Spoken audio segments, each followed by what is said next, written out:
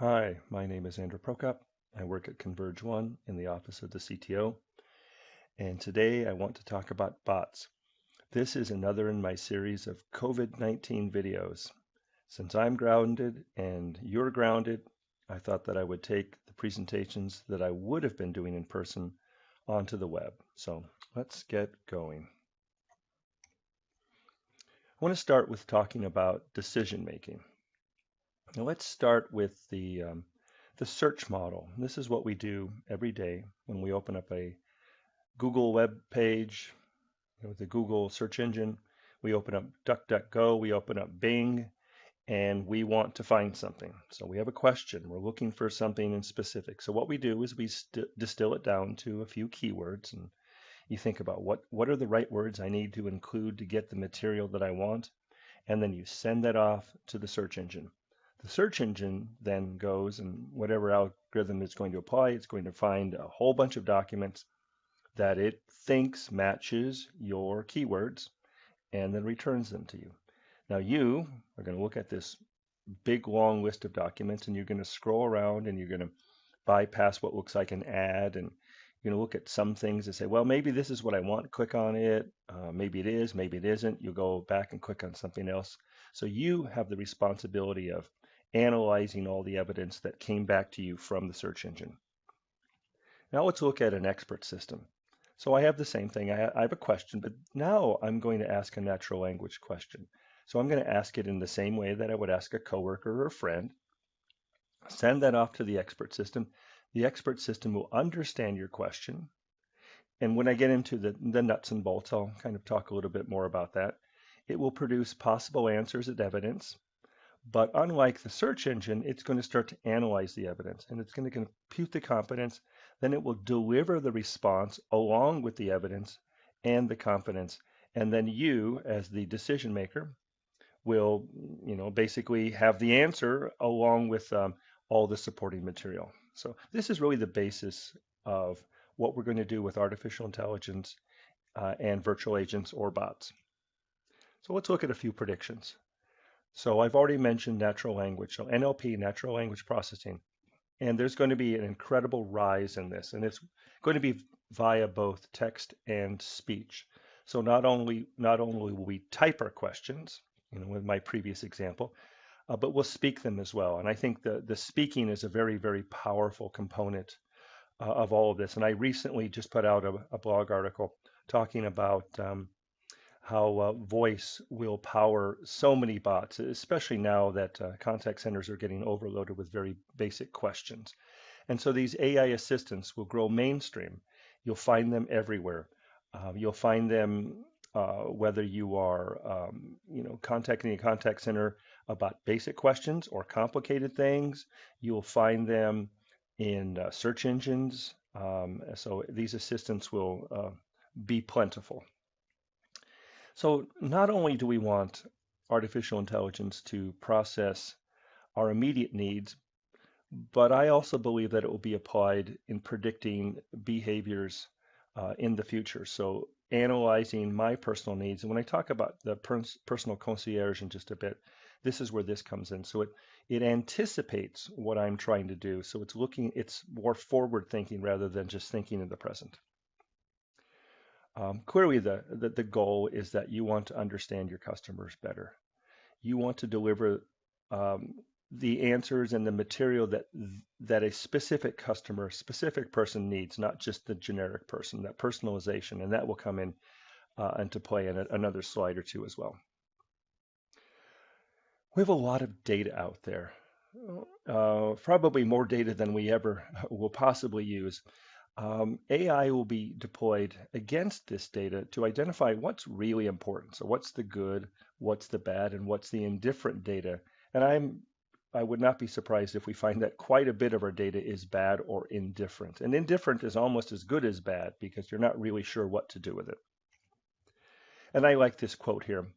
And basically throughout 2020, that we're going to shift from research into engineering. So no longer is artificial intelligence, virtual agents / bots going to be an academic exercise. It's going to be real. It already is real, but it's growing by leaps and bounds in how real that is. Let's keep going. So here's that slide that I mentioned. So if we look over in the far left, it's just, this is basically the evolution of the bot. So if we look in the far left, we have the basic FAQ bot, and that's what I described in my recent article about what was it called? Your let your bot do the talking, or let a virtual agent do the talking, and that's the basic FAQ bot. To me, this is the entry level. This is where you want to start when you want to dip your toes into the water, but you want to provide a service of importance. And as we move to the right, the bots become more sophisticated, more powerful. They deliver more features all the way to the end where we have the personal concierge. And that's where we do some of that predictive behavior. So this is a personalized bot. Machine learning, meaning that it learns from its mistakes or it learns from behaviors. And so it becomes smarter and better over time. And then we have everything in the middle from in the intelligent assistant, directed dialogues, and then mobile/social. Now, a lot of people use bots and AI interchangeably, but they're really different. If you think about the bot, again, it's a discrete software function designed to perform a task in an automated fashion. Now, an IVR, a basic interactive voice response system, touch tone, press 1 for this, press 2 for that. Are you looking for your account balance?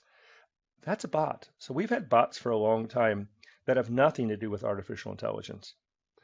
And then we have artificial intelligence, and that's the idea of the neural networks and the thinking machine, so that machines become empowered with thought, become empowered with some sense of reason, analytics.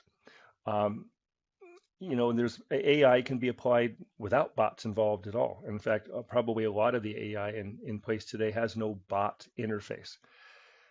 We move over to the far right, and this is where I think things get really exciting, where we have the AI empowered bot. So remember, a bot isn't necessarily artificial intelligence, and artificial intelligence isn't necessarily a bot. But when we take the chocolate and we mix it with the peanut butter, we get something much, much better, and that's the AI empowered bot. Which is more like a human-like experience that interfaces with a human being. So why use a bot? And there's a lot of stuff on here, but I'll pick out a few things. Increase customer satisfaction. I truly believe that a well-written bot can produce a very powerful customer experience. Give the user what he or she needs at the moment. Be able to access many, many data sources in an expedient manner, deliver quality data timely, very quickly. So perhaps, often much faster than a human being can do. There's the availability factor. Bots don't go to sleep. Virtual agents don't take vacations. So available 24 hours a day, 7 days a week, every day of the year, even holidays. Bots don't require a download. So I know that a lot of security people do not like downloads for very good reasons. I don't want to put anything onto my PC that I'm not really sure what it is. So a bot, let's say that we have a bot that runs on Facebook Messenger. So you're using Facebook Messenger, you're quite comfortable with it, and the bot can just ride on this platform that you've already installed. Scalability. You can, especially now that in the time of the pandemic, where we are scrambling to get people out of buildings and into homes and get their equipment up and running and create the culture that allows people to work successfully. Well, a bot can just scale up by adding more virtual servers, more horsepower, more disk space. So you're increasing your workforce in a digital manner. I also think that the bot offers you multiple routes to monetization. So, and when I get into bot building, I'll talk about integrations, but the idea that you can access the bot from so many different places, from a smart speaker, from a telephone, from SMS text, from web chat, from email. So again, these multiple pathways. Ride the wave or get buried by it. This is not something that you can ignore.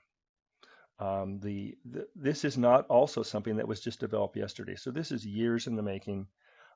It is going to it is a moment in our digital history that is going to be, we are changing rapidly, and then artificial intelligence and bots or virtual agents are going to be at the center of so much of this change.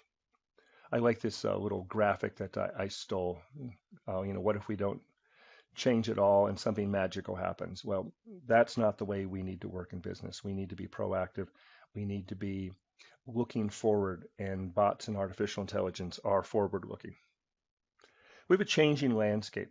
I like this one on the far left because after I gave you all this, unicorns and rainbows, where I say that by 2020, which is now, that 40% of the virtual assistant applications that were launched in 2018 will have been abandoned.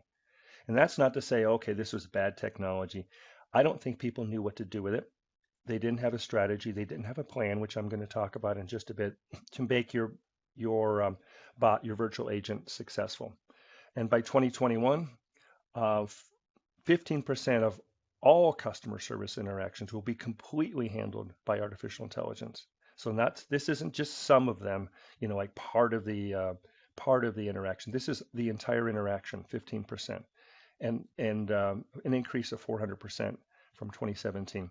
But by 2022, 70% of customer interactions will involve one of these emerging technologies, machine learning chatbots, up from 15% from 2018. So again, this is a hockey stick curve, and we are riding up that hockey stick.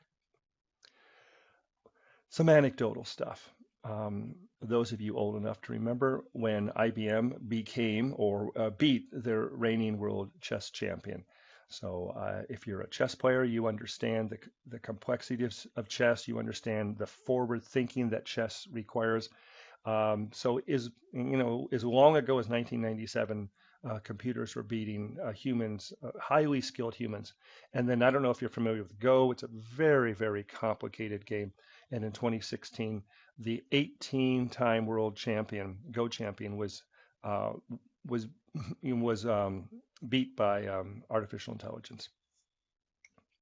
So let's look at sort of an example here. So you're a skier, you're on the slopes, you're going up the lift, and you think, wow, what a great day. I'm supposed to check out a little bit later. Can I extend my hotel one more night? So you call the IVR. And the IVR, thank you for calling. Please listen to all the options as their prompts have recently changed. Well, they never change. Well, just believe me, they never change. So you press 6, you press 4, and now you're told, okay, longer than normal hold times. You get awful music, keeps interrupting you. Call is important. Please stay on the line. Well, if it's important, why aren't you answering my call? You get to the top of the lift and you hang up and you don't get any resolution. So imagine the same experience with a bot.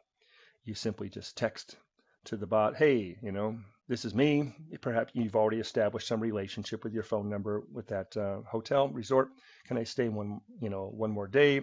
Let me check one sec. It's basically personalization to make it seem more personal. Yeah, found a room. You want it. Brings up the ability for you to just say yes and yes or no right there. Approve the charges. You get to the top of the lift and you're skiing. So, anecdotal, but this is something that isn't really. This is not far from reality. This is reality. This is something that is going to happen more and more. Follow the money. Where was that? I forget the name of that movie, but you know what I'm talking about. So follow the money. Top 10 emerging jobs according to LinkedIn, and found this just a very short time ago. AI specialist, robotics engineer, and data scientist. So right at the top, this is where the money is going. This is where the research is going. So this should tell you a lot. This is where the money is, and this is where the technology will be. So let's get into a few of the nuts and bolts. If you watched my previous video about bot building with Google Dialogflow, you'll have seen some of this, but it doesn't hurt to give a little refresh. So there are only 6 fundamentals that you need to be concerned with. The first is the thing called the intent. And that's the intention of the utterance, and the utterance being either the spoken or the typed speech. So something as simple as, are you open today? The intent could be store hours. Um, do you sell, shoe polish? And the intent could be, a purchase request. Entities are extremely important because you often have modifiers inside of that utterance. So you will have modifiers that will be applied to the intent. So I want to make a hotel reservation, and we can have possibly two. So the intent might be transaction, and then I have two entities there, and one will be the transaction type, and then will be the transaction noun, a hotel, and then reservation. Or perhaps even more easy to understand, I want to transfer $145 to my checking account. So I have an intent that might be called transfer, and then I have an amount entity, and then I have a destination, because it could be checking account, it could be savings account, could be Christmas account if such things still exist. So think of it as a modifier. Entities are modifiers to intents. And then dialogue.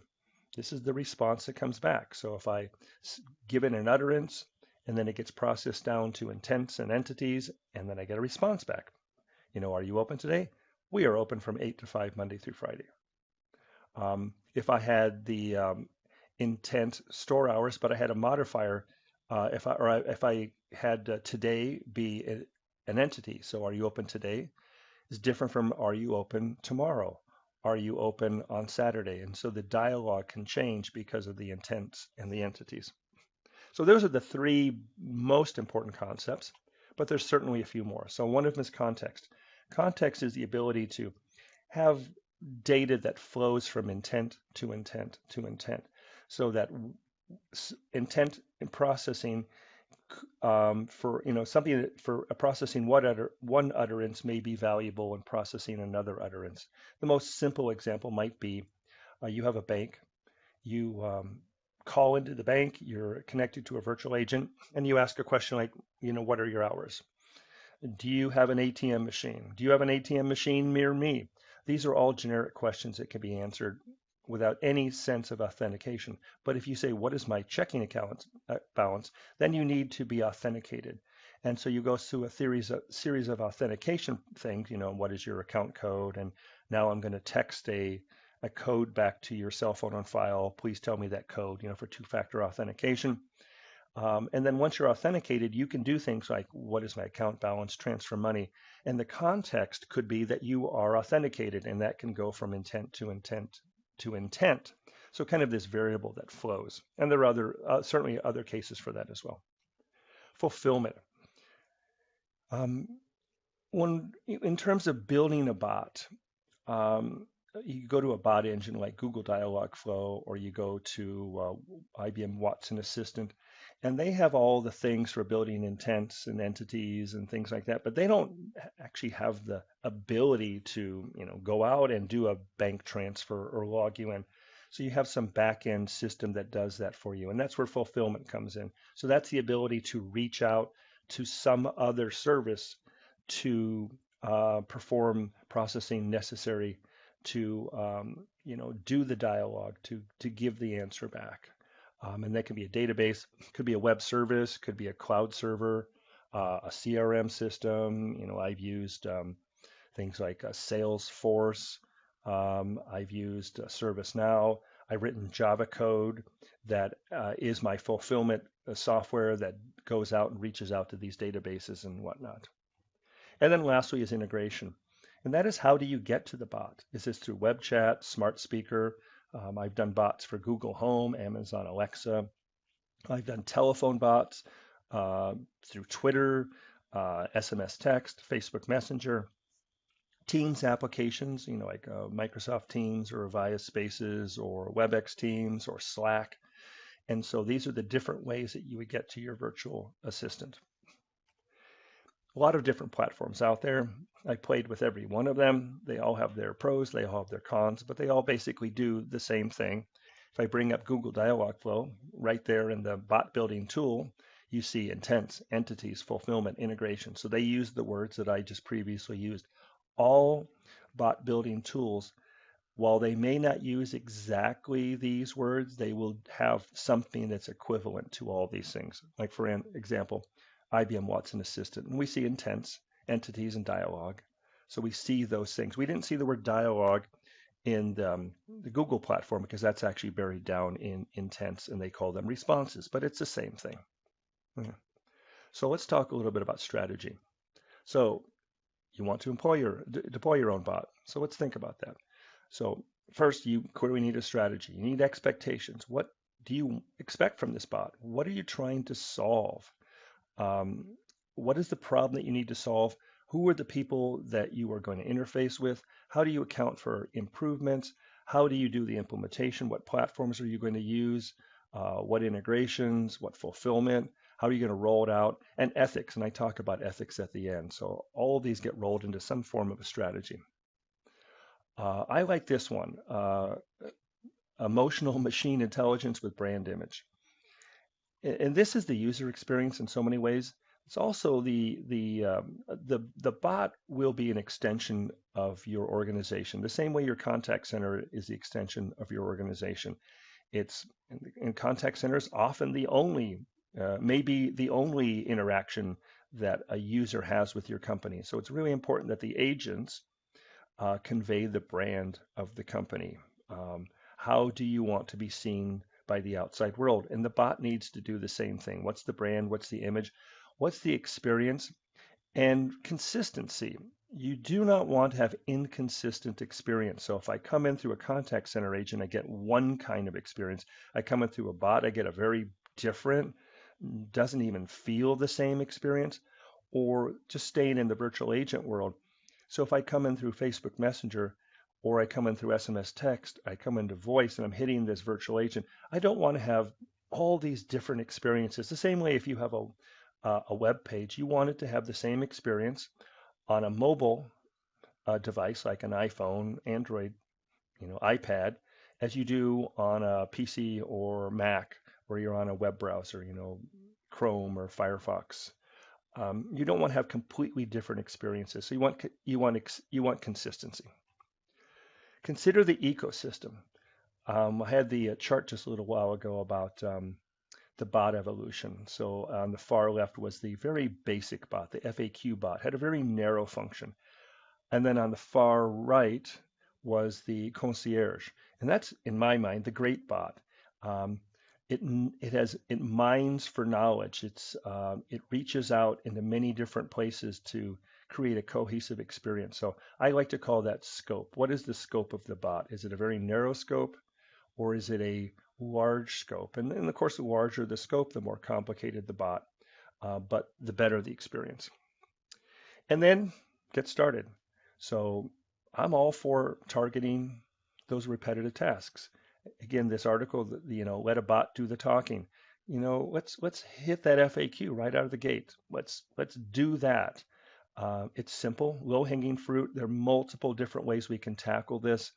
Call into an IVR that says, if you're calling about our COVID-19 procedures and you want to, converse with an intelligent bot rather than waiting online, press 1 and you go to the bot, and the bot can, do whatever it is that you want it to do, with the option to escalate to a live agent if necessary. So the ability to automate your workflows. And I like to think of the bot as a researcher. The bot is going to be learning lots and lots of things about your business, about your customers, how your customers interact with your business, how your business interacts with their customers. When we get into agent assist, how the agent interacts with the system and the customers. So the bot can be there in the middle, gathering this data, and then allowing you, the enterprise, access to this data, and then use it to improve your processes, improve your customer experiences. So let's talk about some of the pitfalls.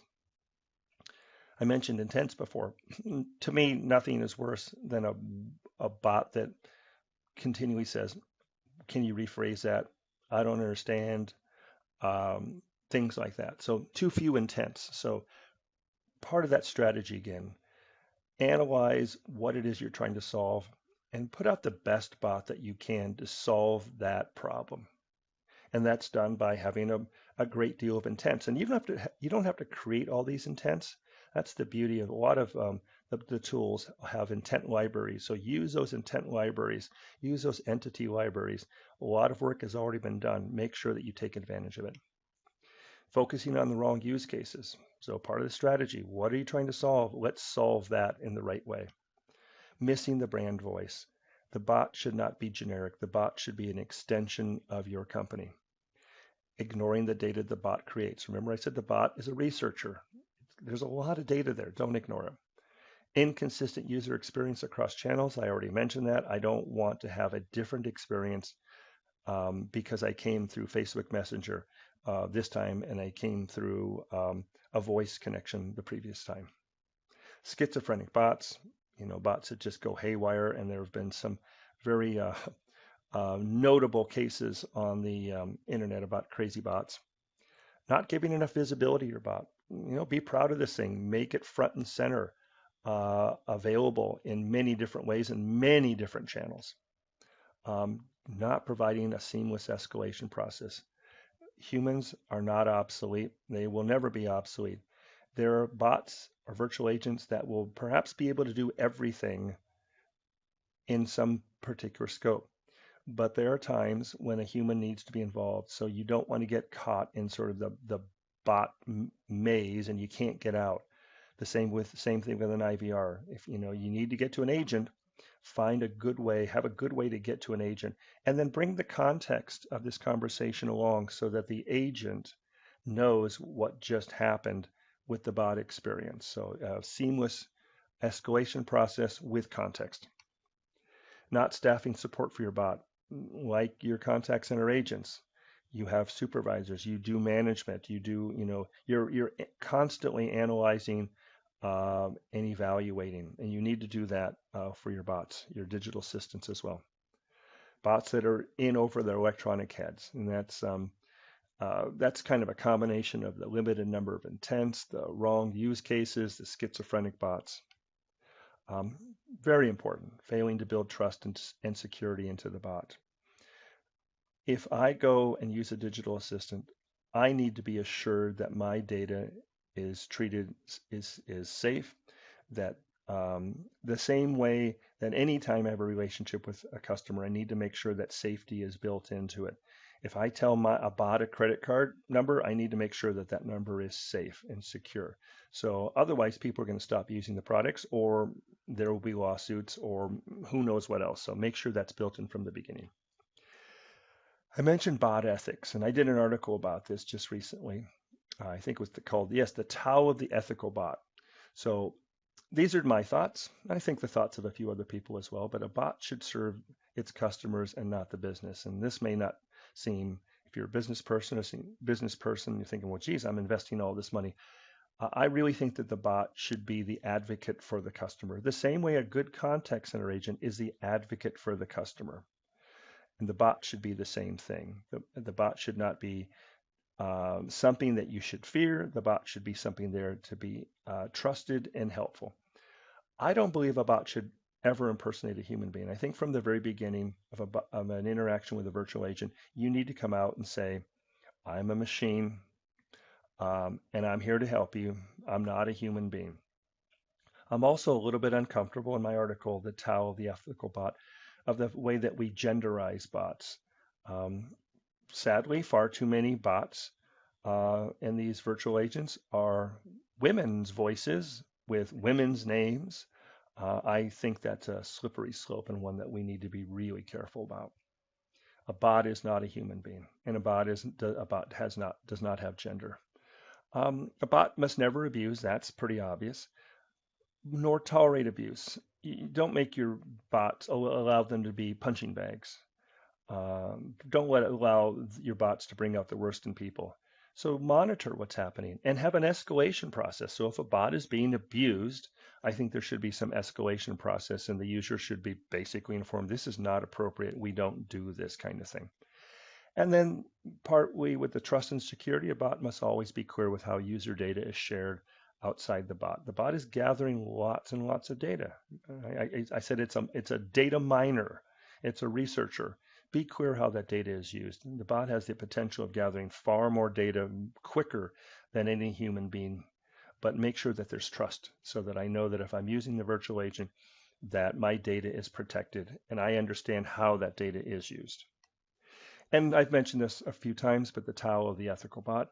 Um, I go into a number of different things. I kind of base this on Isaac Asimov's The Three Laws of Robotics, and I have the laws of virtual assistance. So worth a read. It's easy enough to find my blog. So find it. When was this? February 17th this year, 2020. So, and I believe if I press yes, thank you.